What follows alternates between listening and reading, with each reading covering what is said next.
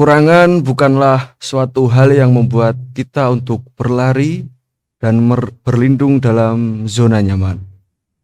Kegagalan adalah akhir dari kebodohan dan permulaan untuk sebuah kesuksesan. Terus berpikir dan terus belajar, santri adalah penakluk segala medan. Tak kenal lelah, tangguh dan penuh dedikasi tinggi. Saya Nuktah Akbar, tuan rumah Al Inarah Podcast. Woi, tepuk tangan. Assalamualaikum Gus. Waalaikumsalam warahmatullahi wabarakatuh. Selamat datang Gus Ikam. Selamat datang juga Mas Nuktah. Aturaken sugeng rawuh Gus. Nggih, matur sembah nuwun sampun pinarak teng sawang studio soleh Mas Nuktah. Sehat Gus. Rohani atau jasmaninya ini? Rohani jasmani Gus. Insyaallah sehat. Sehat nggih Gus nggih. Pangestune lho Gus niki Gus. Oh, mboten napa-napa Mas, santai mawon, kalem. Semoga Alnaro Podcast dapat cipratan berkah Gus Ikam niki Gus. Oh, sanes berkane kula niki, berkane mbah-mbah kula, mbah-mbah kita semua. Nggih Gus, amin. Amin ya rabbal alamin. Gus niki ada beberapa hal yang mangke kita bahas Gus. Nggih. Yang mana ndak jauh-jauh dari pesantrenan, lalu hal-hal yang itu sifatnya adalah pandangan dari Gus Ikam.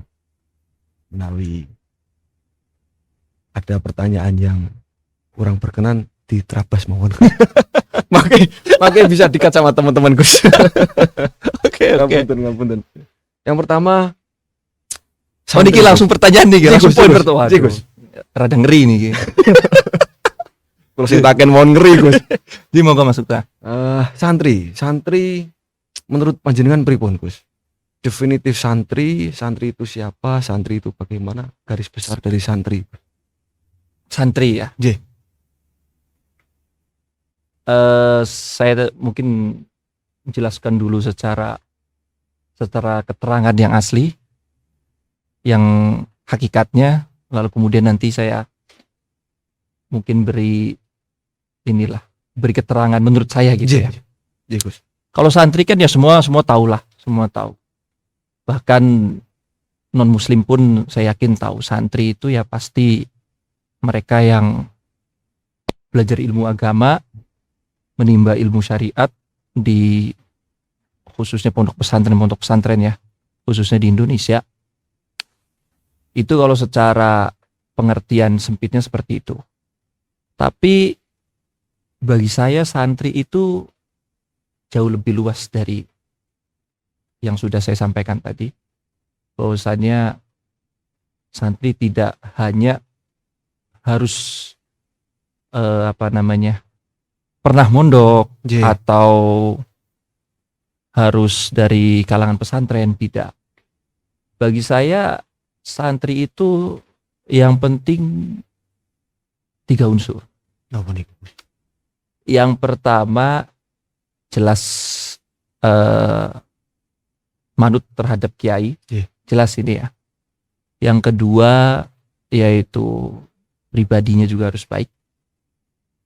Dan yang ketiga juga bisa menghormati satu sama lain, baik itu sesama santri, sesama kiai, walaupun kita belum pernah ngaji ataupun belajar di kiai tersebut gitu, ataupun bahkan harus baik terhadap yang non muslim juga gitu.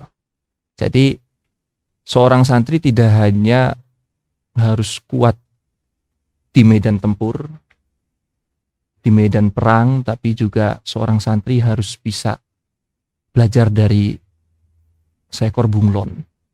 Bagaimana itu Gus? Artinya seorang santri itu harus bisa beradaptasi di mana dia berada, di mana dia tinggal. Itu dia harus bisa beradaptasi dengan kondisi tahan sekitar. Banting Gus ya? Ya tidak mesti ya tahan banting, karena ada yang dibanting nangis. Nggak mesti.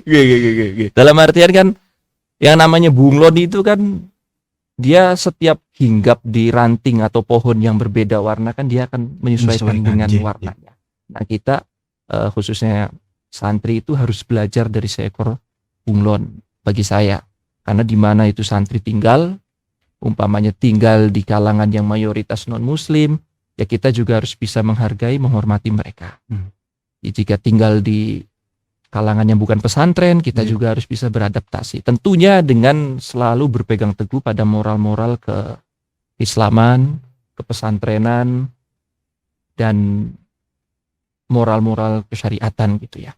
Tanpa harus memaksa atau mengkreditkan orang-orang yang khususnya tidak seiman dengan kita gitu. Minoritas ya. Karena kan santri di Indonesia jadi mayoritas itu kan hanya di sini. Artinya hanya di Indonesia. Karena Indonesia itu kan sebetulnya bukan negara muslim ya, tapi negara yang mayoritas penduduknya adalah muslim. Jadi banyak yang tidak sadar bahwasannya santri ada yang merasa ini loh wilayah saya gitu. Akhirnya mengkreditkan yang lain. Coba deh kalau dipindah ke tempat yang muslimnya minoritas, apakah dia bisa beradaptasi atau tidak? Bisa survive atau tidak? Kan gitu masalahnya. Jadi bagi saya santri itu bukan hanya soal keilmuan, tapi kepribadian juga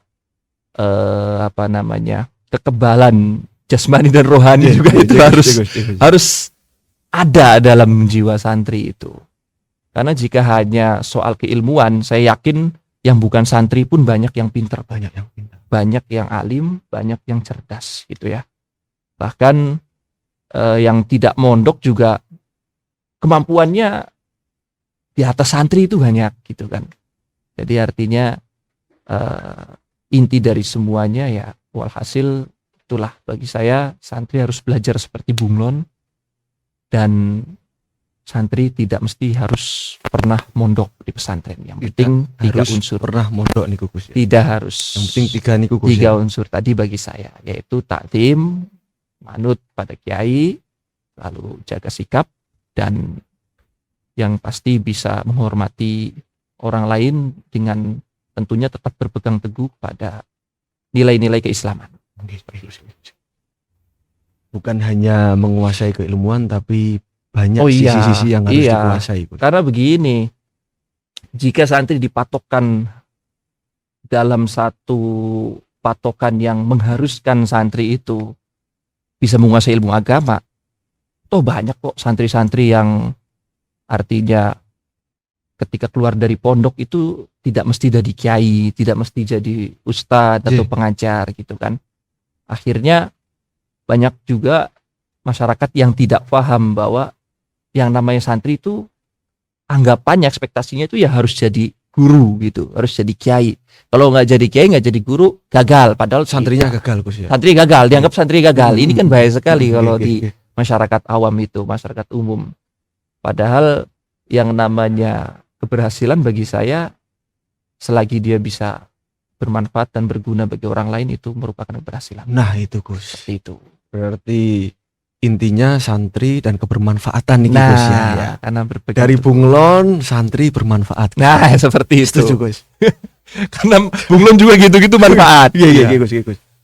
Lalu sedikit melebar lagi Gus, Tadi santri, sekarang ada satu budaya yang menciptakan bahwa dari putra kiai itu ada secara budaya Gus, secara budaya ada yang namanya nama khusus untuk sebutan anak kiai. Gus mungkin. Gus nih Gus ya. Sebenarnya Gus ini asal disandang sama anak kiai, putra kiai, atau kalau menurut Gus Piyambak nih ada gak sih syarat tertentu atau batas-batas tertentu gitu Gus? Ada enggak Gus? Baik, ini Gus itu sudah sangat terkenal di kalangan pesantren, khususnya di pesantren Jawa ya, Jawa Tengah, Jawa Timur. Kalau di Cirebon khususnya saya di Buntet itu bukan Gus sebetulnya. Lebih biasanya manggilnya Mas. Mas atau Kang.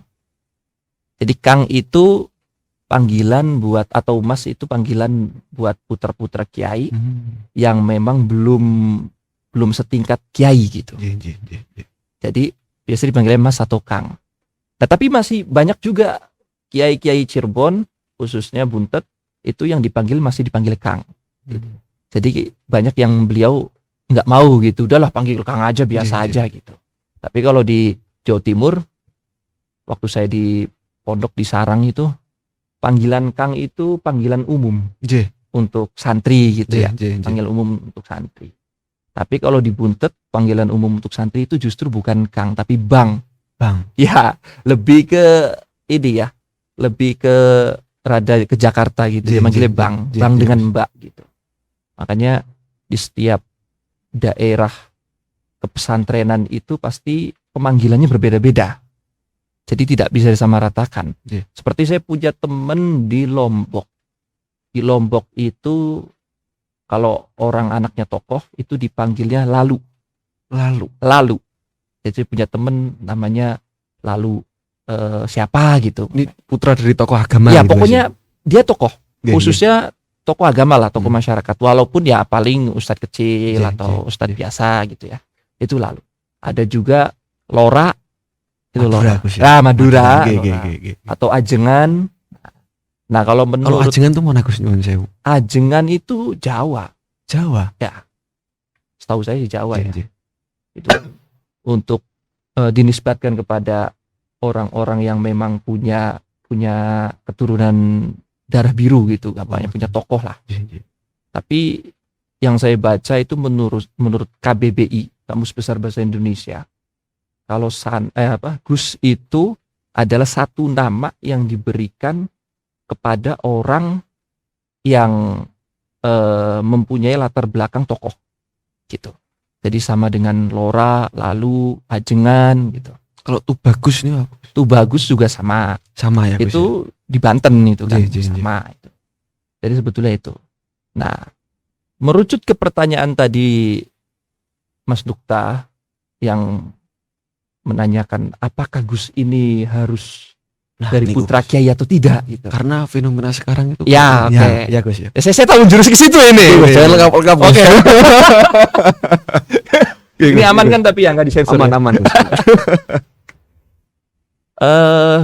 Sebetulnya nama Gus itu memang harus untuk khusus orang-orang yang memang mempunyai keturunan tokoh, khususnya punya latar belakang yang ayahnya ataupun mbah-mbahnya seterusnya itu memang kiai. Itu memang dikhususkan untuk itu. Itu namanya Gus, baik itu dia menguasai ilmu agama ataupun tidak. Ini secara sempitnya seperti itu. Baik itu dia mau bagaimanapun, ya itu namanya Gus gitu. Jadi panggilan bentuk penghormatan kita kepada dirinya, khususnya kepada keluarganya, seperti itu. Tapi bagi saya, yang namanya Gus itu memang harus memenuhi beberapa persyaratan. Bagi saya ini ya. Yang pertama, jelas ya Gus harus bernasab. Harus artinya dia memang putra dari kiai. Nasabnya benar, jelas. Yang kedua, harus berilmu. Ya minimal bisa lah. Walaupun ya enggak pinter-pinter banget gitu. Tapi paling tidak dia berilmu lah. Dalam artian ilmu syariat di sini. Lalu yang ketiga ya jelas pribadinya yang baik, akhlak dan adabnya juga harus yang baik, sikapnya, sifatnya harus yang baik. Nah, menurut saya 3 komponen ini perlu.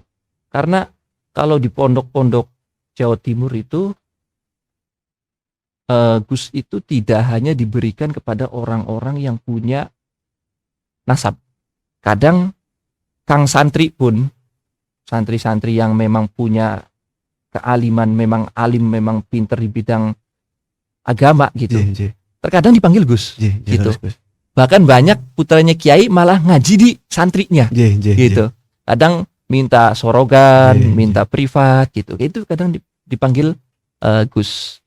Makanya jika saya kerucutkan, ya sebetulnya Gus itu terbagi menjadi 3 sebetulnya. Dibagi lagi nih. Dibagi lagi. Apa itu Gus? Pertama ada Gus Nasab, Gus Nasab. kedua ada Gus Nasib, ketiga ada Gus Nusub. Wah, yang nasib sama nusub ini perlu dijelaskan Gus. Perlu dijelaskan Gus niki Gus. Kalau Gus Nasab jelas, Ya. ini memang nasabnya sudah keturunan, inilah turunan orang gitu orang. Kalau nasib itu ya tadi yang sudah saya katakan, sudah saya sampaikan tadi, seperti misalkan ada santri yang memang pinter, alim, kemudian ada putra kiainya malah ngaji sama beliau sama dirinya gitu. Akhirnya teman-temannya yang lain memanggilnya Gus gitu. Gus nih. Ya, ini Gus apa? Nasib. Gus Nasib. Ini nasibnya bagus. Nah, kalau yang ketiga Gus Nusub. Nusub ini, aduh, ini tercela sekali ini. Wah, ini Gus Nusub ini orang yang tidak punya turunan, nasab, yang tidak punya nasab, juga tidak punya nasib. Jadi dia hanya memberikan nama Gus itu hanya untuk dirinya sendiri. label Gus. Label atau penamaan dari kelompoknya, dari umatnya, dari jamaahnya untuk marketing biasanya. Branding Gus. No, branding. Itu branding. Makanya saya katakan kalau misalkan ada orang yang bukan keturunan tokoh lalu dipanggil Gus, itu kalau saya katakan itu Gus jadi-jadian. Itu Gus naturalisasi itu. Jadi bukan timnas aja naturalisasi. Kontra itu Gus naturalisasi itu. Gus siluman itu. Tapi tetap Gus ya.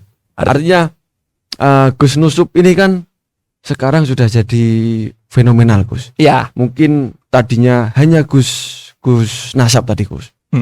Jalan melebar ada Gus Nusub. Ya. Lebar lagi. Sekarang sesuai fenomenal tadi perlu naturalisasi, perlu branding Gus mungkin. Jadi Gus Nusub. Ini tetap ya boleh-boleh aja lah dipanggil Gus atau pripun Gus. Sebenarnya kalau menurut saya nggak bisa begitu. Ngoten. Bukan karena saya seorang Gus atau gimana, tidak. Tapi artinya kalau misalkan semua orang diberikan kebebasan untuk menamai dirinya Gus, ini rusak. Ini bisa mencoreng nama kegusan gitu loh. Iya Gus.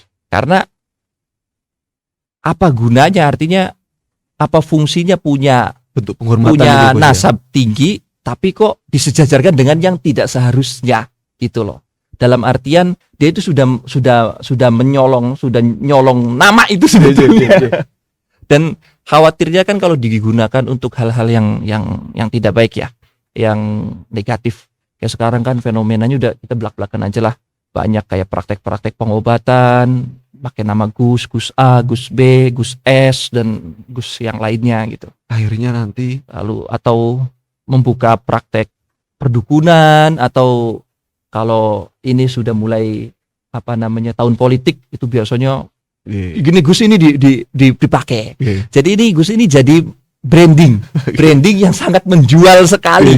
Karena ketika seseorang punya usaha seperti misalkan pengobatan, perdukunan, lalu di awalnya itu ada nama Gus, itu orang pasti akan geruduk.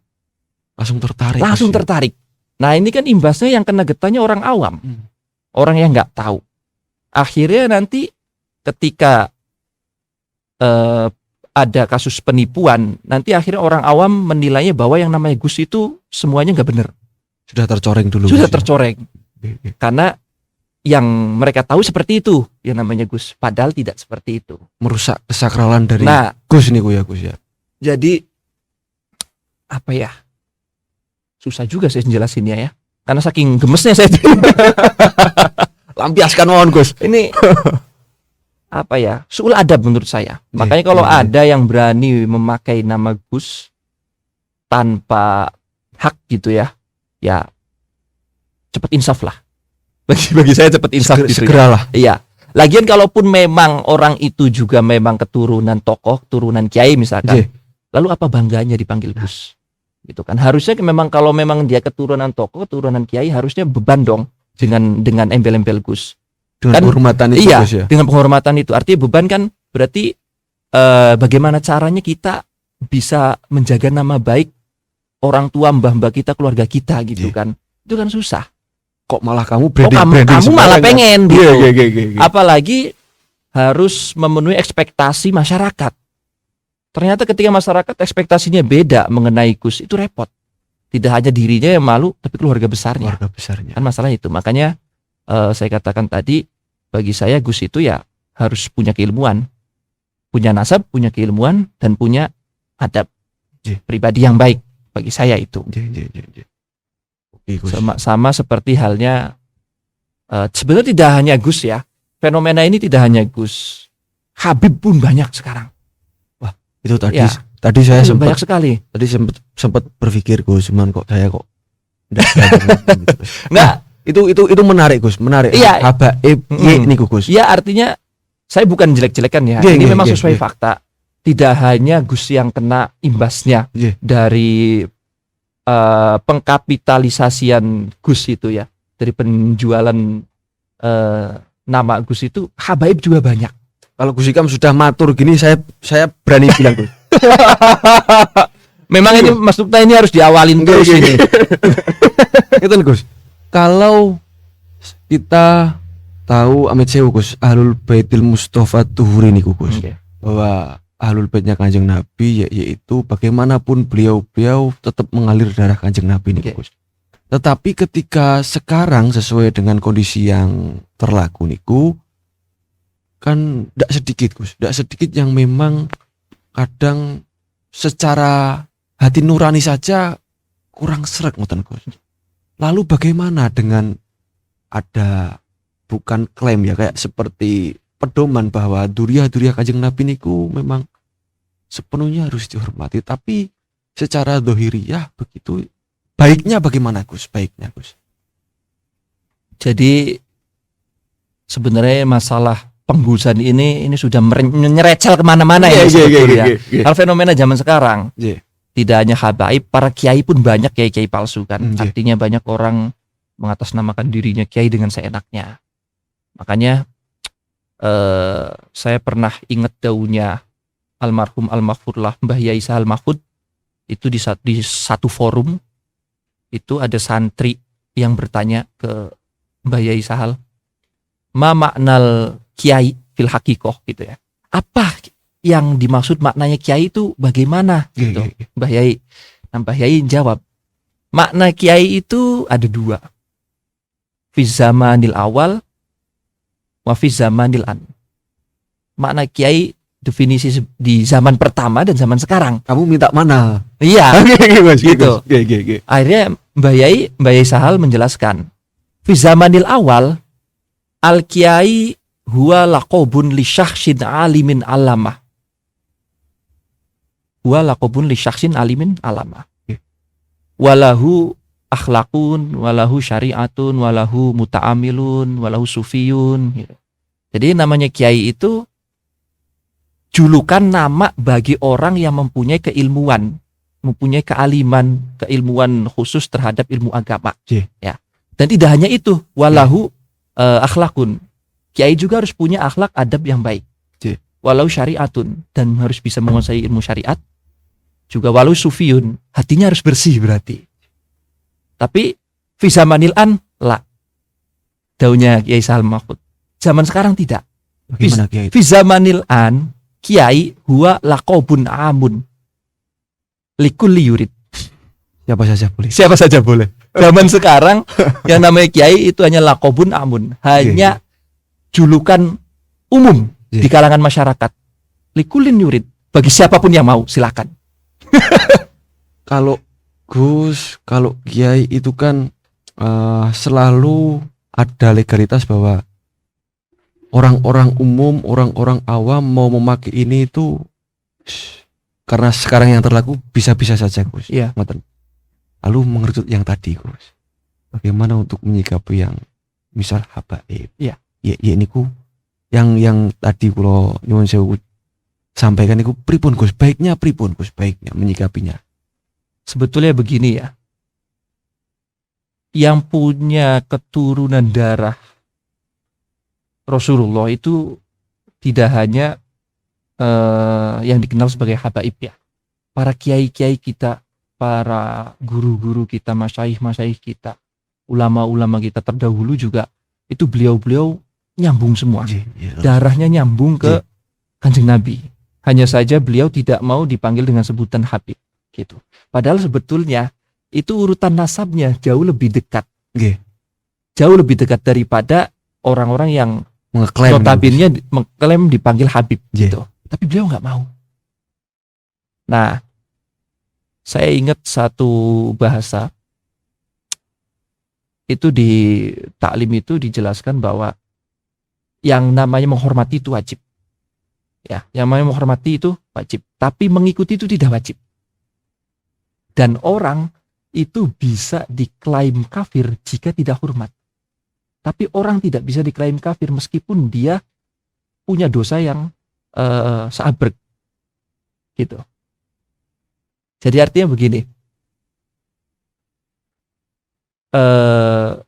Ada dua komponen. Yang pertama adalah hormat, yaitu memuliakan, menghormati. Yang kedua adalah taat atau ikut ya, mengikuti.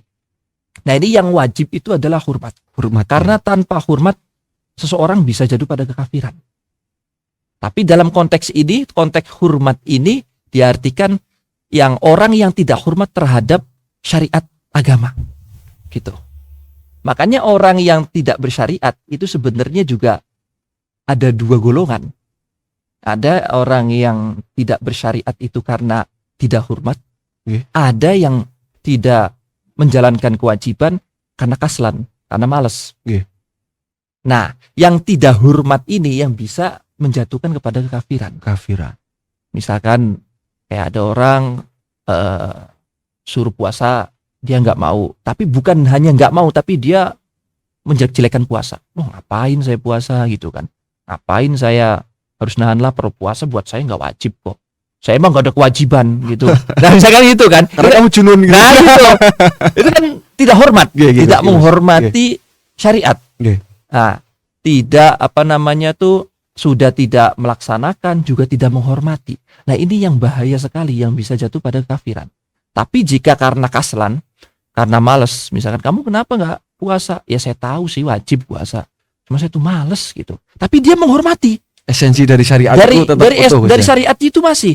Makanya biasanya orang-orang yang kaslan tadi, yang malas tadi, itu biasanya dia tidak melaksanakan kewajiban. Tapi jika ada orang yang tidak melaksanakan kewajiban, itu dia marah. Biasanya begitu. Umpamanya preman lah, kita anggap preman saja. Preman itu rata-rata ketika di wayah puasa itu kan nggak pada puasa ya. Ketika ditanyain kenapa nggak puasa, pasti jawabnya ya males. Biasanya males gitu. Bukan karena tidak menghormati si puasanya gitu. Tapi ketika ada orang yang kemudian menghina puasa, dia pasti akan marah. Walaupun dia nggak puasa. Dikebuk gitu. Kan aneh. Lah ente aja nggak puasa kok itu. Orang yang nggak puasa kok dimarahin gitu. Karena itu bedanya adalah hormat dengan tidak. Makanya diambil kesimpulan dari sini, menghormati itu wajib. Siapapun harus dihormati. Baik itu muslim ataupun non muslim, apalagi masih muslim, itu harus wajib dihormati. Tapi dengan porsinya masing-masing, dengan caranya masing-masing, ada batasannya. Tapi mengikuti itu tidak wajib. Artinya kalau memang dia kurang baik itu sikapnya, tingkahnya atau apapun, ya nggak usah diikutin. Tapi dihormatin ya harus. Karena bentuk kewajiban. Ya, karena bentuk kewajiban kita sesama manusia itu harus saling menghormati. Gitu. Walaupun misalkan ya punten, ini bukan mengkreditkan ya. Misalkan itu Habib loh gini, tapi ternyata punten sikapnya kurang baik, ya kita nggak usah ikutin gitu. Tapi tetap harus dihormatin. Tapi harus dihormatin. Itu saya pikir, ngapunten Gus, saya pikir itu yang paling bijaksana Gus. Oh gitu. Tetap menghormati tetapi ikut ndak ikut. Oh ya. iya. Nafsi-nafsi Gus. Ya itu. Kalau nafsi-nafsi, kalau versinya Mas Kawan nanti jadinya nafsu-nafsu. Karena sudah sendirian ini. Bahaya ini. Tengahnya setan. Oke Gus. Jadi seperti itu. Kalau misalkan ada yang gagah-gagahan, saya keturunan Nabi loh, ini loh. Jangan lagi ente. Abu Jahal, Abu Lahab pun itu pamannya Nabi loh. Pas itu paman Nabi pas.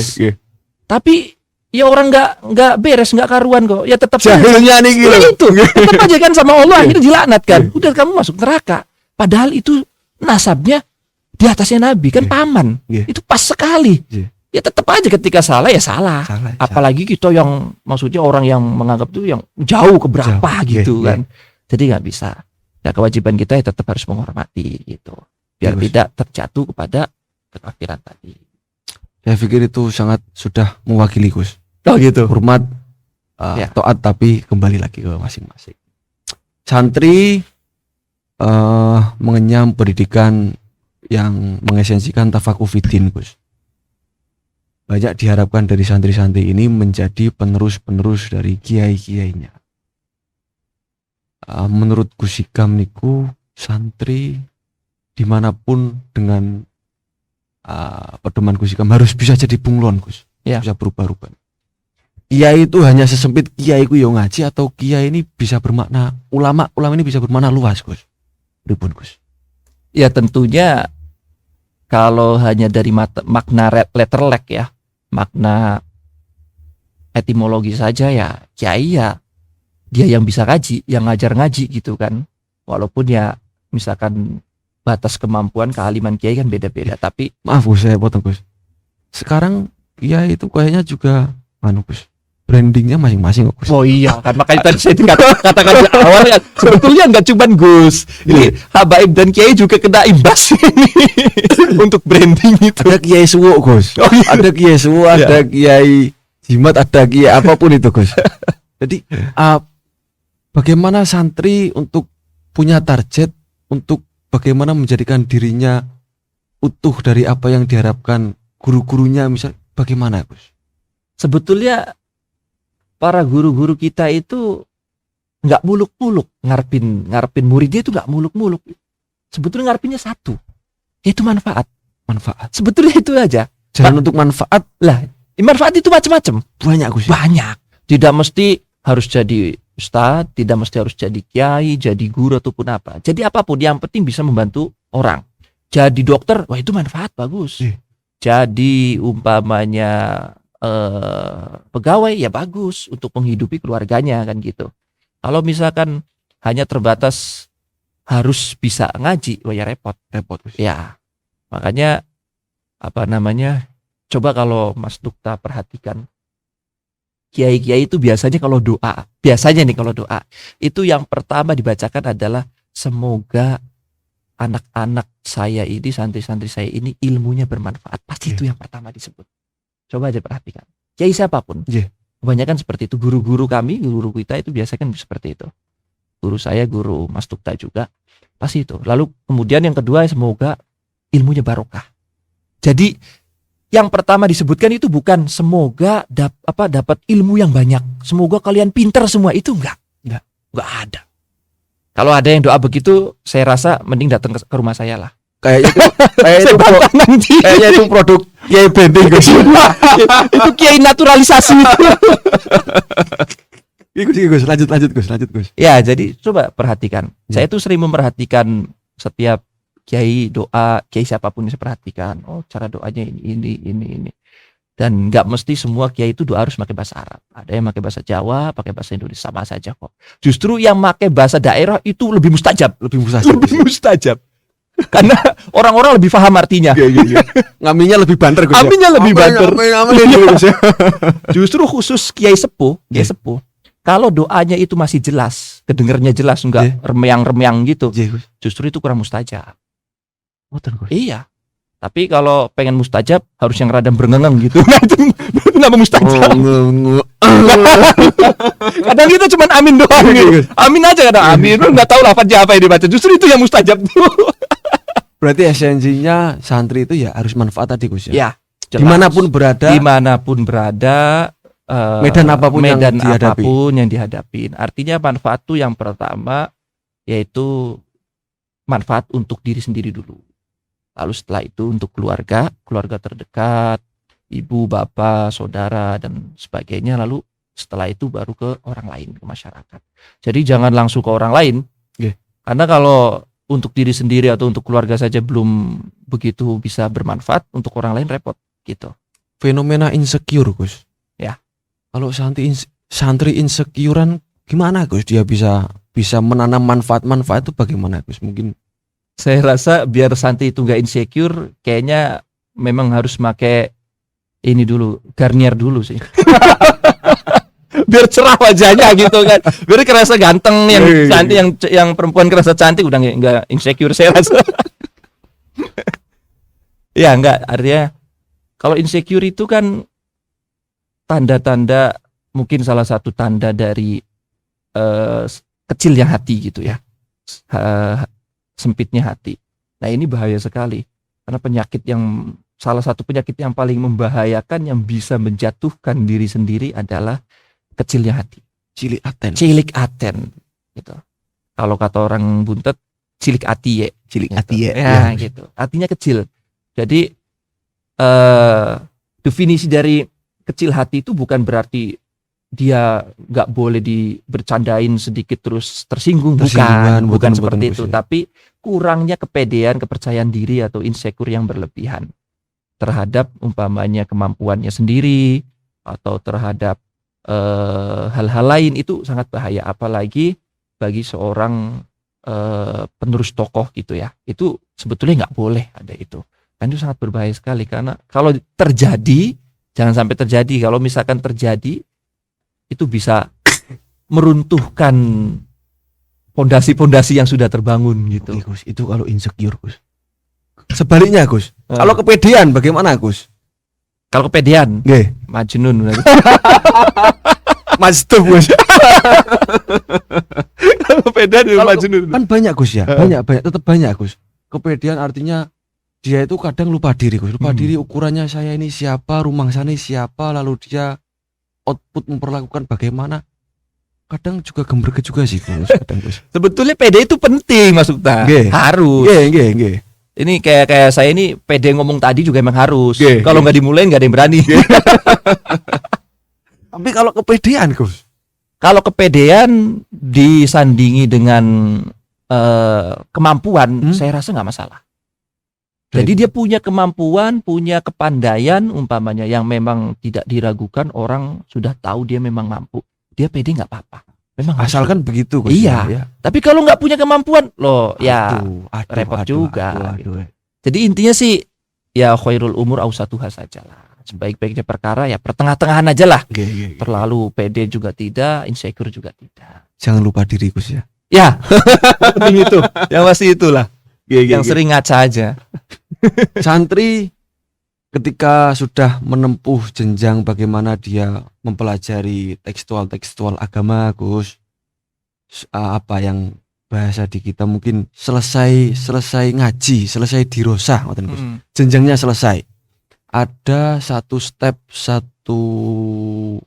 jenjang berikutnya yaitu khidmah, Gus. Kenapa khidmah ini seperti mempunyai rahasia besar, Gus? Kiai-kiai itu menganjurkan santri-santri yang sudah belajar untuk belajar lagi dengan cara hikmah itu. Ada apa sih, Gus, dengan hikmah itu, Gus? Iya, karena kalau bagi saya ngaji tanpa barokah itu percuma, bagaikan makanan tanpa garam. Tanpa micin, Gus. Jangan micin lah kayak. Oh gitu, Gus. Nanti mabuk micin. Garam aja. Atau makanan yang baik tapi dihinggapi lalat, itu jadi kotor. Karena tidak semua orang pinter, tidak semua orang yang punya kemampuan mumpuni itu ilmunya berkah. Yang terpenting adalah manfaat. Nah, untuk jadi manfaat itu awal mulanya adalah dari keberkahannya suatu ilmu yang kita pelajari. Entah itu dapat berkah dari kitab yang kita pelajari, kajian yang kita pelajari, ataupun berkah dari guru-guru kita. Gitu. Karena bagaimana mungkin ilmu itu mau manfaat jika tanpa adanya berkah? Ilmu itu manfaat, pasti ada berkahnya di situ. Berkah itu didapat dari hikmat. Salah satunya dari hikmat. Makanya ada bahasa al ilmu bitadris, al khidmat tadi itu al barokatu bil khidmah. Al barokatu. Ya. Al ilmu bitadris. Kalau pengen dapat ilmu ya harus belajar. Yeah. Kalau ilmunya saja loh ya. Yeah. Kamu bisa pintar. Tapi kalau pengen dapat barokahnya, al barokatu bil khidmah, kamu harus khidmah. Artinya khususnya khidmat terhadap guru-guru kita gitu. Karena dengan kita khidmah, kita dapat barokahnya, insya Allah ilmunya manfaat. Dengan begitu meskipun ilmu yang didapat dari seorang santri itu tidak banyak, artinya ya santri nggak pinter lah. Yeah. Tapi karena berkah lalu manfaat, itu lebih berguna daripada santri yang memang pinter tapi ilmunya kurang berkah. Tapi kadang-kadang hal-hal yang demikian dibuat penyelewengan sama santri-santri yang rada tanda kutip dablek, Gus. Oh gitu. Oke. Wis rasa ngaji yang penting untuk barokah. Nah, itu gimana, Gus? Loh kan bagaimana mungkin pengen dapat barokah kalau kita nggak ngaji? Nah, niku kan masalahnya di situ. Kalau kita nggak ngaji, terus kiai kita tahu bahwa kita nggak ngaji, kiai nggak akan mungkin mau ngasih barokahnya dong. Ya. Kan begitu, logikanya seperti itu ya. Karena misalkan anggapannya udah nggak usah ngaji, kita yang penting cari berkahnya kiai. Lah kiai itu memberikan berkah kepada santrinya kan karena beliau itu kan ridho. Yeah. Beliau tulus memberikannya. Lah sekarang kiainya tahu nggak pernah ngaji. Kacau balau itu bocah. Wasilahnya ada Gus. Lah wasilah. Kedablekan itu, Gus. Iya. Kedablekan, Gus. Ini gimana kiai ini mau memberikan barokahnya, mau memberikan ridhonya dengan susah.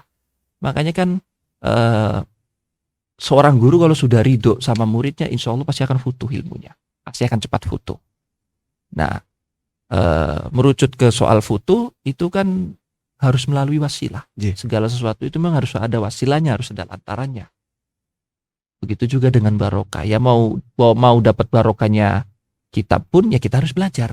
Nggak bisa hanya cuman kita bawa kitab, kita nyium kitab, nggak bisa. Tidur sambil dibawa. Pengen pinter, disobek terus dibakar, taruh di air diminum, ya gendeng itu.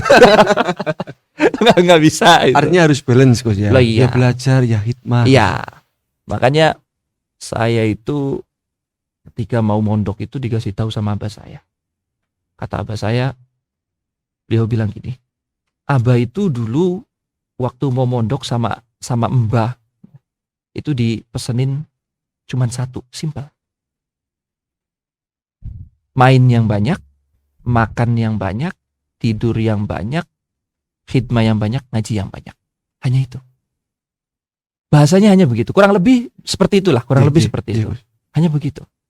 Nah, jadi diartikan, kalau kita artikan berarti keseluruhannya harus balance. Keseluruhannya harus seimbang dan kita harus bisa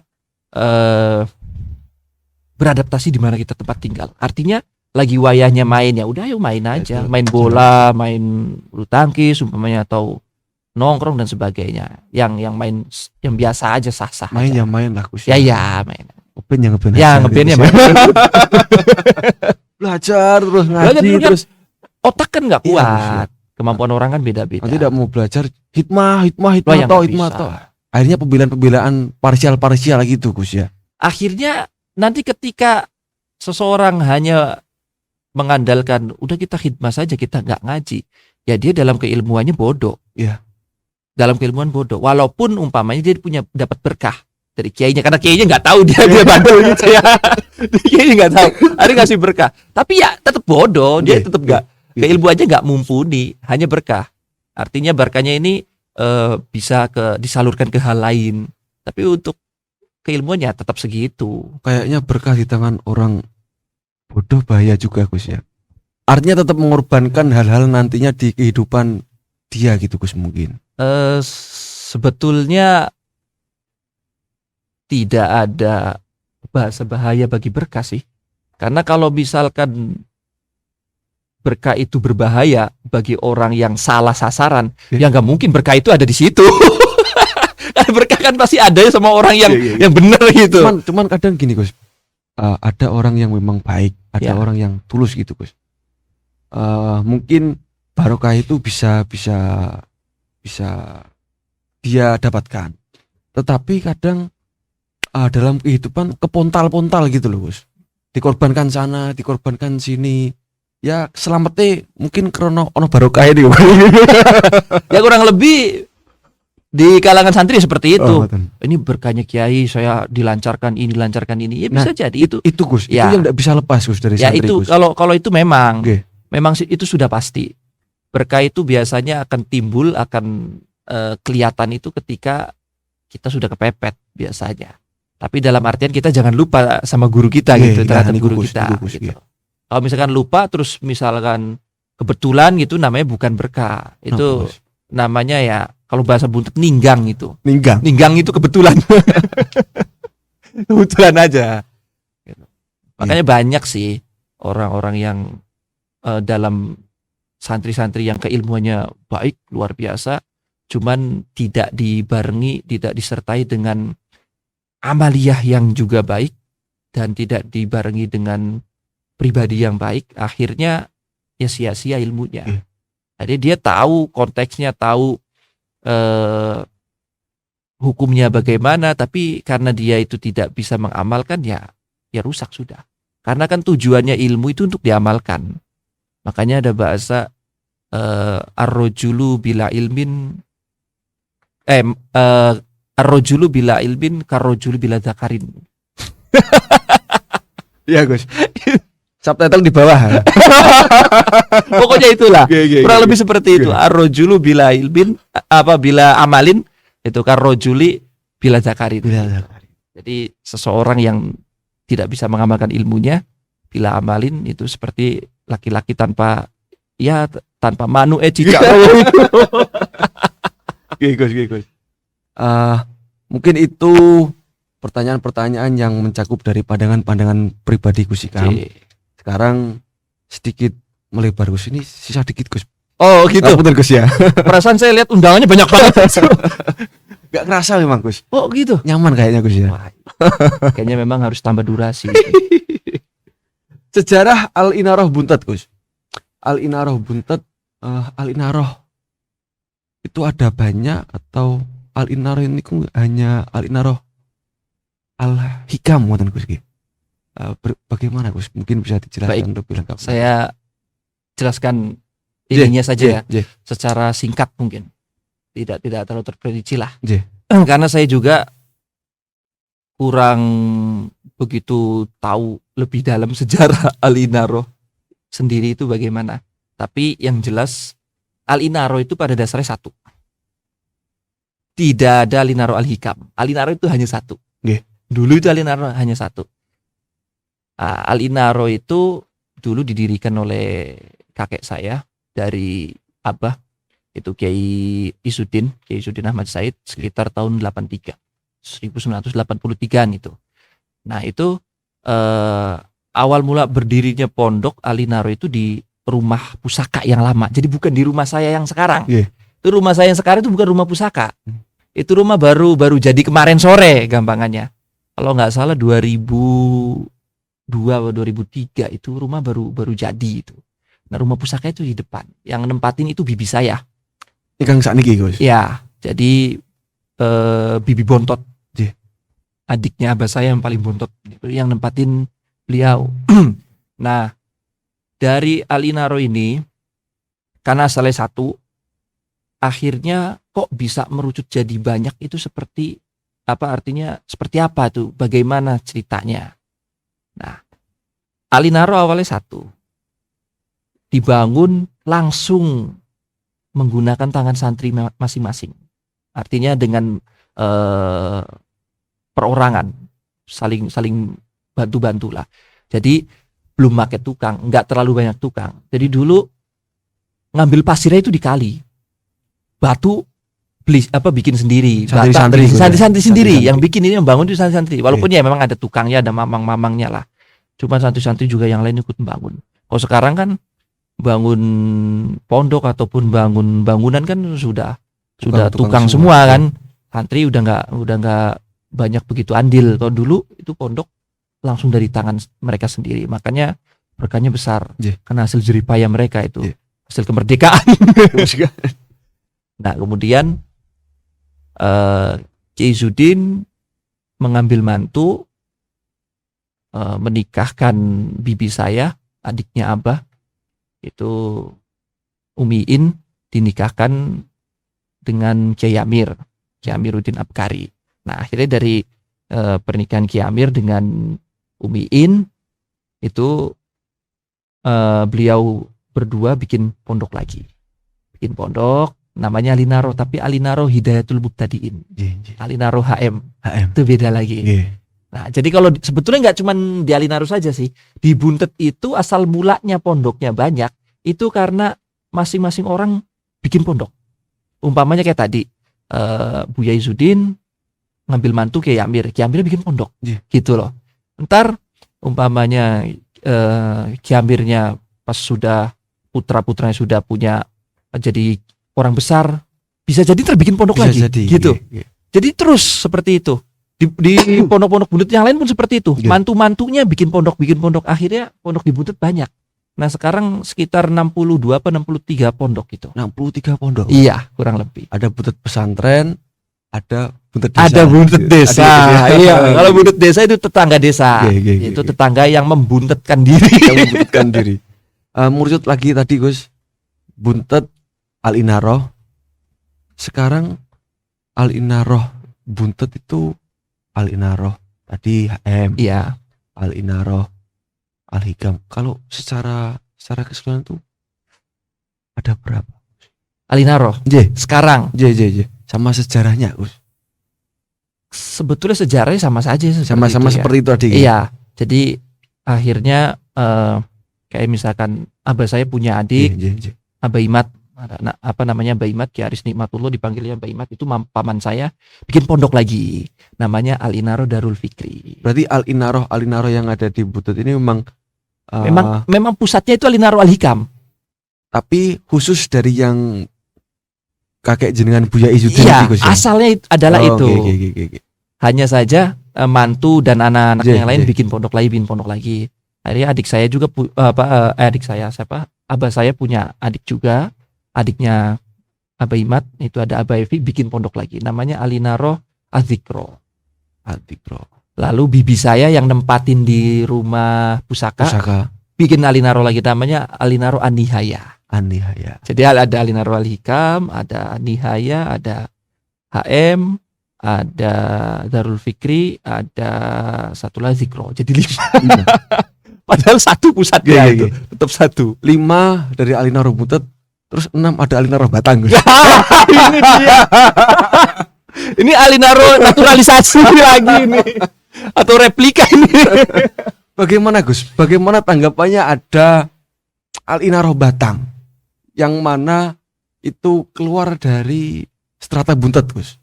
Wah, tanggapannya bagaimana Gus? Oh, saya seneng. Ya. Saya seneng. Artinya ini untuk mengibarkan sayap ke Al-Inarohan. Gitu. Semua kan Alinaro pada Iya. Jadi saya seneng. Artinya alhamdulillah lah, bangga. Ada orang-orang terdekat saya. Akhirnya juga pondoknya juga sama Alinaro gitu kan. Dengan begitu kan kita bisa terus nyambung tali silaturahmi, terus nyambung mempererat tali persaudaraan lah gitu kan, dan untuk memperluas jaringan ke pesantrenan khususnya Alinaro gitu ya, karena walaupun induknya adalah di Buntet Alinarohnya, tapi tetap ya kita sama saja gitu. Makanya saya senang, alhamdulillah. Makanya saya sih ngarepinnya ya Mas Dukta dengan Abah Lutfinya bikin pondok lagi Alinaro yang lain lagi. Biar makin lebar gitu. Kalau dari Buntet dikerucutkan Al-Inaroh yang ada di Buntet ini mungkin dari masayah-masayahnya punya satu idealis tertentu dah Gus untuk mendidik santri-santrinya nih Gus. Ya. Mungkin punya cara sendiri-sendiri atau bagaimana gitu ya. Ya, dari masing-masing pondok itu pasti setiap masyaykhnya punya peraturan, punya cara ataupun punya kaifiyah sendiri dalam mendidik anak-anak santrinya, dalam memberikan arahan kepada semua santrinya dan pondoknya gitu ya. Walaupun ya sama-sama Alinaro tapi kan pengasuhnya juga beda. Jadi ya itu wewenang dari masing-masing sebetulnya. Tapi intinya ya kita itu Bhinneka Tunggal Ika lah. Walaupun terlihat berbeda tapi tetap sama. Tetap satu. Jadi kalau di Power Ranger walaupun 5 orang terus pas jadi gede ya satu robotnya. Jadi robotnya Gus. Iya. Ada yang jadi tangan, ada yang jadi kepala. Nah itu. Nah ini monsternya ya yang di luar inilah kaum halus itu. Banyak sekarang Gus. Wah ya sudah merakyat itu. Oke. Kalau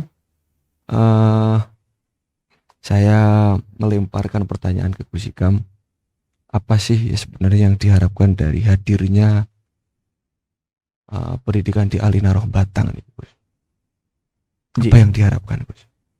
Yang saya harapkan jelas semoga bisa mencetak generasi-generasi penerus bangsa, khususnya penerus di dunia pesantrenan untuk mengisyarkan agama Islam, untuk berdakwah, melanjutkan dakwanya, terus nyambung ila yaumil kiamah ya.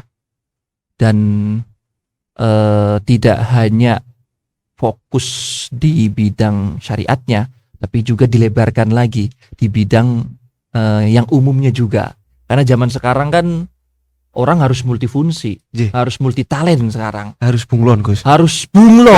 Ya, Gus. Jadi membunglonkan diri. Ya, membunglonkan ini diri. harusnya judulnya ini 2 Gus Bunglon. Gitu.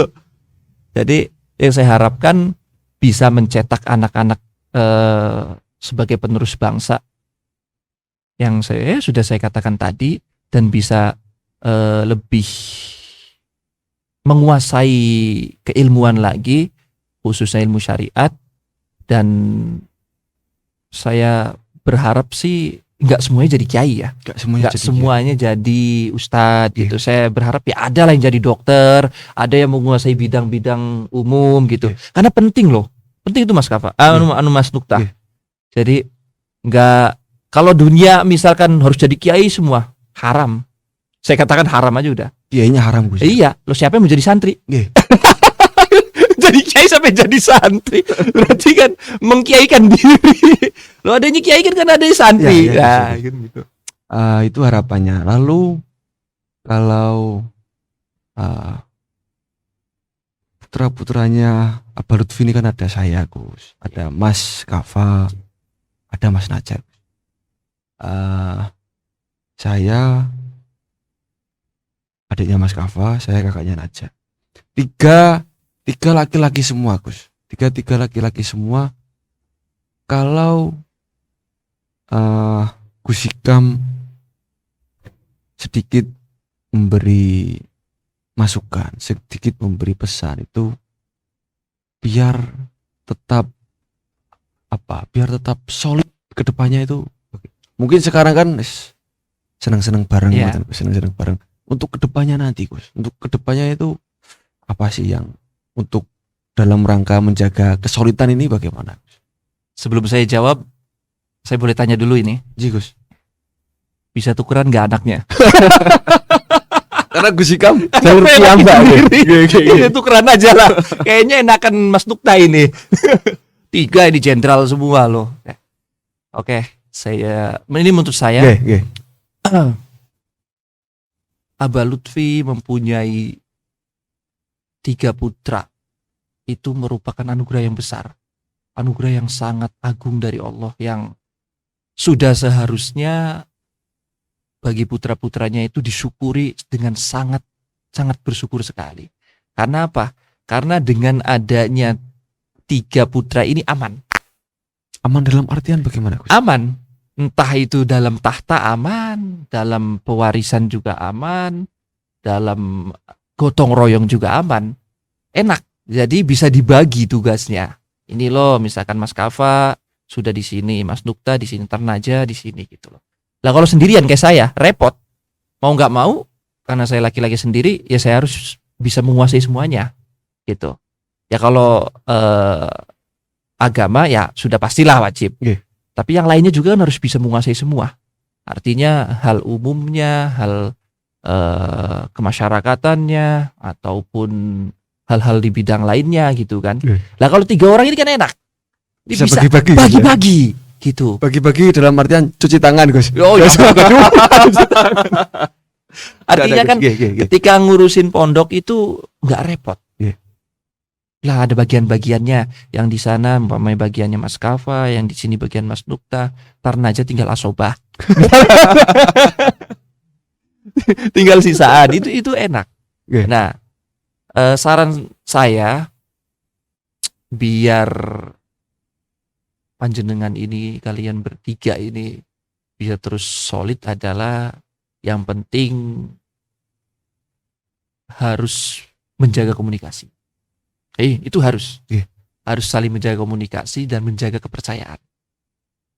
Artinya menjaga kepercayaan bukan berarti tanpa suudzon ya, tanpa dugaan buruk. Karena suudzon juga penting, perannya suudzon itu penting, Mas. Lurus Gus. Iya. Lurus Gus. Nggak bisa orang tuh harus husnuzon terus, nggak bisa. Orang tuh harus ada suudzonnya. Kalau udah dijajak terus Gus. Kalau nggak diinjak-injak terus itu. Makanya kalau misalkan Mas Nukta itu nanti sudah sukses, Amin. itu Mas Nukta harus punya orang yang memang khusus buat suudzon. Intel Gus ya. Intel. Iya. Kamu pokoknya tugasnya itu suudzon korang. Itu buat melindungi, buat jaga-jaga. Kalau terlalu husnuzon kan gampang dibohongin orang. Tapi bahasanya kita jangan suudzon lah.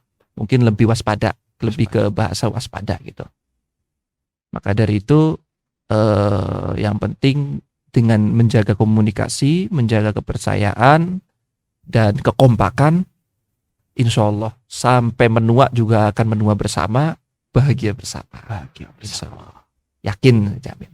Karena saya kan kakak adiknya juga perempuan, jadi saya belum pernah ngerasain gimana punya kakak dan adik laki-laki gitu. Tapi menurut pandangan saya seperti itulah kurang lebih. Secara terakhir Gus, terakhir. Oh ini terakhir? Gus, okay. Terakhir. Dari Kusikam piyambak, dari Kusikam sendiri, dari pribadi Kusikam sendiri, dari keseluruhan. Ngapunten Gus, saya interupsi sebentar.